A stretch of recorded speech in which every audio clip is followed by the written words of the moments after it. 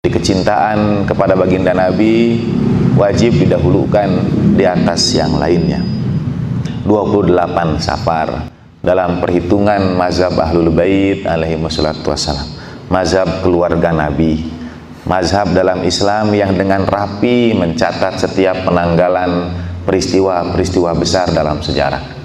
Tidak akan ibu dan bapak temukan satu kelompok yang mencatat dengan rapi tanggal peristiwa, betapapun berusaha disembunyikannya, betapapun para pengikutnya dipersekusi, dianiaya, tetapi ia turun-temurun sampai kepada generasi-generasi kemudian. 28 Safar itu, hari terakhir di bulan Safar adalah hari wafatnya Rasulullah Shallallahu Alaihi Wasallam.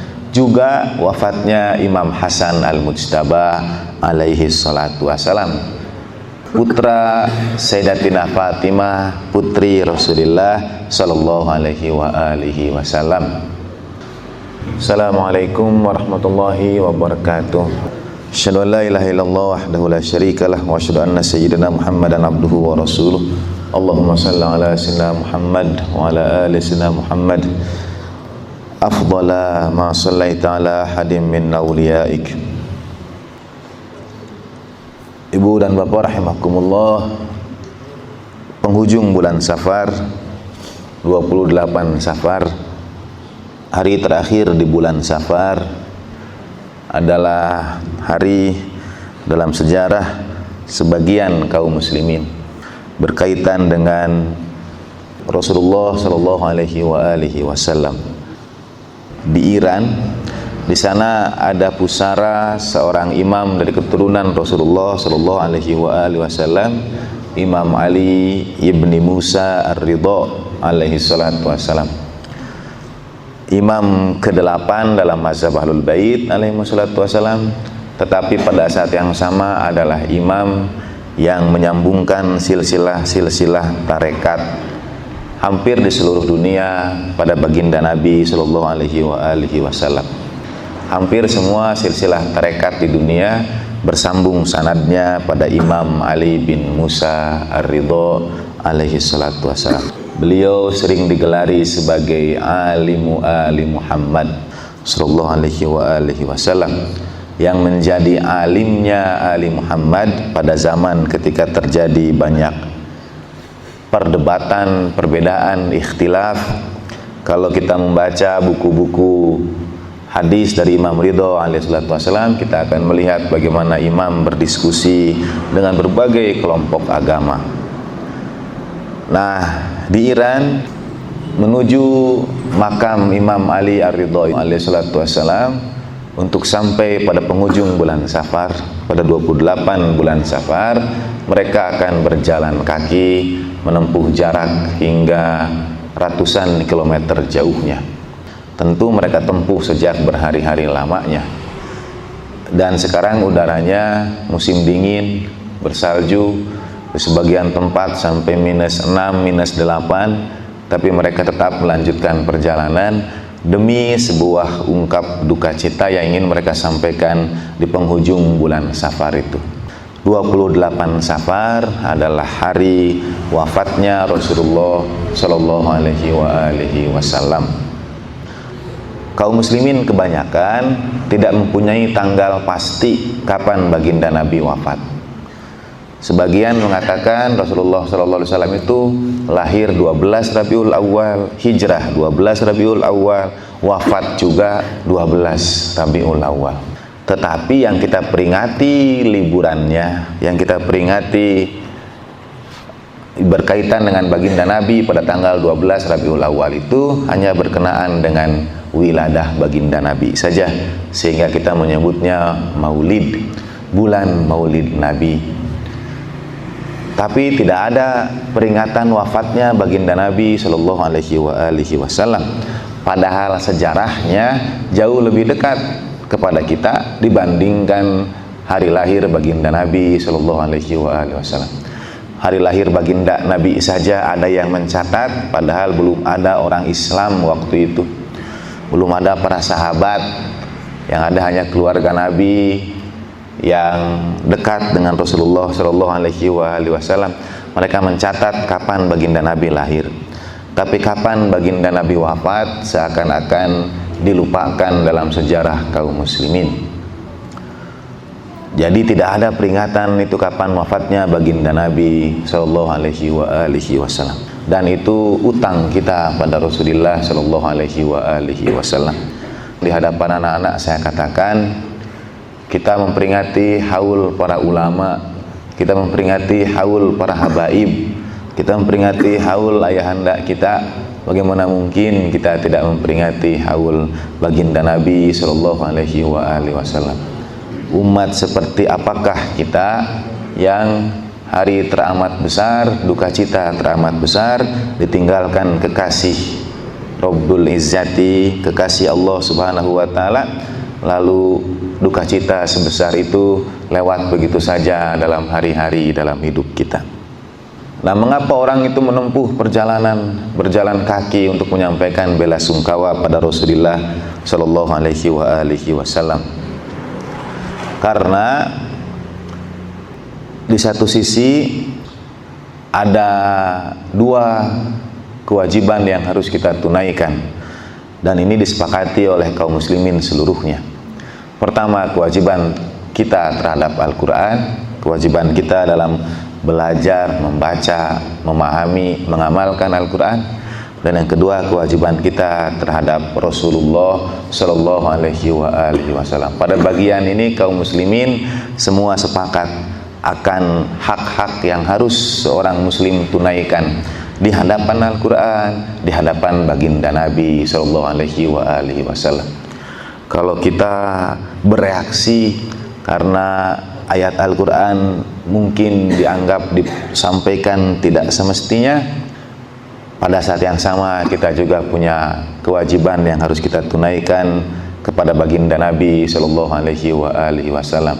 Baginda Nabi yang aula bil mu'minin, yang harus diutamakan, yang harus jadi wali, didahulukan dari segalanya, bahkan termasuk dari diri kita sendiri. Dalam satu hadis ketika Khalifah Umar berkata pada Rasulullah Shallallahu Alaihi Wasallam, ya Rasulullah, aku mencintaimu lebih dari segalanya kecuali atas diriku sendiri. Kemudian baginda Nabi mengingatkan bahwa Khalifah Umar harus mencintai Rasulullah Shallallahu Alaihi Wasallam bahkan lebih tinggi, lebih jauh daripada dirinya sendiri. Ketika Khalifah Umar mengulanginya, sekarang ya Rasulullah, aku lebih mencintaimu dibandingkan apapun, bahkan dari diriku sendiri. Baginda Nabi kemudian mengiyahkan, al-an, sekarang wahai Umar. Jadi kecintaan kepada baginda Nabi wajib didahulukan di atas yang lainnya. 28 Safar dalam perhitungan mazhab Ahlul Bait alaihi wassalatu wassalam, mazhab keluarga Nabi, mazhab dalam Islam yang dengan rapi mencatat setiap penanggalan peristiwa-peristiwa besar dalam sejarah. Tidak akan ibu dan bapak temukan satu kelompok yang mencatat dengan rapi tanggal peristiwa, betapapun berusaha disembunyikannya, betapapun para pengikutnya dipersekusi, dianiaya, tetapi ia turun-temurun sampai kepada generasi-generasi kemudian. 28 Safar itu, hari terakhir di bulan Safar, adalah hari wafatnya Rasulullah Shallallahu Alaihi Wasallam. Juga wafatnya Imam Hasan Al-Mujtaba alaihi salatu wassalam, putra Sayyidatina Fatimah, putri Rasulullah Shallallahu Alaihi Wasallam. Sehingga kedua bulan Muharram dan Safar di dalam kepercayaan orang tua kita terdahulu menjadi dua bulan yang di dalamnya kita terlarang untuk mengadakan syukuran, terlarang untuk mengadakan walimahan, tidak baik untuk mengadakan hajatan, karena pada dua bulan ini ada peristiwa duka cita bagi kaum muslimin. Bahkan hari Rabu terakhir di bulan Safar dianggap sebagai hari yang paling besar musibahnya, yang paling besar balaknya, yang harus dihindari dengan sedekah dan dibacakan doa-doa untuk menghindari kemungkinan buruk yang datang karenanya. Hari yang dimaksud adalah hari ketika Rasulullah SAW wafat, berpulang ke rahmatullah. Nah, mengapa kita tidak memperingatinya? Mengapa kita tidak mengadakan haul baginda Nabi? Mengapa kita lewat begitu saja?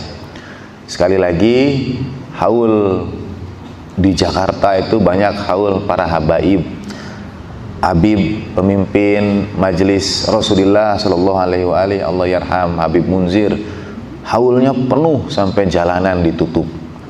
Haul Habib Kuitang penuh sampai jalanan ditutup. Baginda Nabi Shallallahu Alaihi Wasallam adalah datuk dari para habaib itu.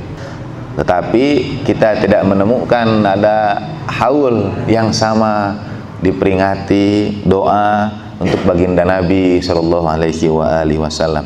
Untuk Imam Hasan Al-Mujtaba, juga kalau di masyarakat sekarang ini untuk Imam Ridho alaihissalam. Ada jarak cukup jauh, kira-kira 10 harian antara syahadah Imam Ridho dengan waktu wafatnya Rasulullah, syahidnya Imam Hasan Al-Mujtaba alaihi wassalam. Kembali kepada mengapa berjalan kaki. Apa orang tidak punya pekerjaan untuk menyampaikan belasungkawa saja mereka berjalan kaki, melelahkan diri mereka, menembus badai salju itu ratusan kilometer mereka tempuh untuk berjalan kaki. Tradisi berjalan kaki bukan tradisi baru, apalagi kalau ia disebut sebagai tradisi yang diada-adakan atau disebut dengan bid'ah. Ayat Al-Quran bahkan mengatakan untuk perjalanan haji itu, a'udzubillahi minasyaitonirrajim, wa'adzin finnasi bil haji ya'tuka rijalan wa ala kulli dhamiri ya'tina min kulli fajjin amik. Seru manusia untuk berhaji, niscaya mereka akan datang kepadamu ya Rasulullah berjalan kaki. Ya'tuka rijalan wa ala kulli dhamiri ya'tina min kulli fajjin amik. Tradisi berjalan kaki adalah tradisi para nabi. Nabi Ibrahim alaihissalam berjalan kaki dari Irak, dari Babilonia menuju Masjidil Haram untuk kemudian meninggalkan keluarganya. Nabi Musa membawa serta Bani Israel, mengeluarkan Bani Israel dari cengkraman Fir'aun juga dengan berjalan kaki. Baginda Nabi SAW menempuh bebukitan terjal Gua Hiro juga dengan berjalan kaki, dan lain sebagainya. Itu adalah tradisi para nabi. Begitu rupa sehingga ibadah yang menjadi puncak ibadah kaum muslimin itu dilakukan dengan berjalan kaki, yaitu tawaf dan sa'i. Tawaf dan sa'i itu dilakukan kaum muslimin dengan berjalan kaki. Ibadah yang lainnya kita lakukan, sholat kita lakukan tenang, tetapi sa'i dan tawaf kita lakukan dengan berjalan kaki. Ya'tuka rijalan, berjalan kaki, datang menemui baginda Nabi Shallallahu Alaihi Wasallam. Para sahabat, para imam alaihi wassalam, beberapa kali diantaranya ada yang berjalan kaki untuk berhaji ke Baitullah. Nah, untuk menjawab mengapa berjalan kaki, saat ini hingga akhir bulan Safar, hingga 28 Safar, dari berbagai kota di Iran banyak orang berjalan kaki menuju Mashhad untuk sampai di pusara Imam Ali bin Musa Ridho alaihissalam dan menyampaikan belasungkawa pada satu di antara keturunan Rasulullah SAW, dan mereka lakukan dengan berjalan kaki. Satu di antara sebabnya adalah apa yang disampaikan Imam Ali alaihissalam. Di antara ciri taubat adalah kita melelahkan diri kita. Sebagaimana diri ini telah kita gunakan dalam dosa, dalam maksiat, sejumlah itu pula ia harus dilelahkan dalam ketaatan. Sejumlah waktu ia telah digunakan dalam melalaikan perintah Allah Subhanahu wa Ta'ala, sebanyak waktu itu pula ia harus diganti, harus dibayar dalam kelelahan karena ketaatan pada Allah Subhanahu wa Ta'ala. Kalau baginda Nabi punya hak atas diri kita, hak teramat tinggi, teramat luas, dan selama ini kita melalaikan hak itu, maka tebusan bagi diri ini adalah melelahkan diri ini dalam menebus hak itu untuk menyampaikan bela sungkawa, menyampaikan duka cita, menunaikan hak Rasulullah Shallallahu Alaihi Wasallam. Jadi jutaan orang yang berjalan kaki menuju Mashhad, menuju pusara Imam Ali bin Musa Ridho alaihissalam menyampaikan bela sungkawa adalah orang-orang yang ingin menebus kekurangan dalam menunaikan hak Rasulullah SAW itu dengan melelahkan diri mereka. Terlalu banyak, terlalu lama hak baginda Nabi itu dilalaikan, dan syarat taubat diterima adalah kita mengganti waktu-waktu itu dengan melelahkan diri kita sekiranya bisa dengan sejumlah yang sama. Wa ma taufiqi illa billah alaihi tawakkaltu wa ilaihi unib. Wa sallallahu ala sayyidina Muhammadin wa alihi tahirin. Walhamdulillahirabbil alamin. Wassalamualaikum warahmatullahi wabarakatuh.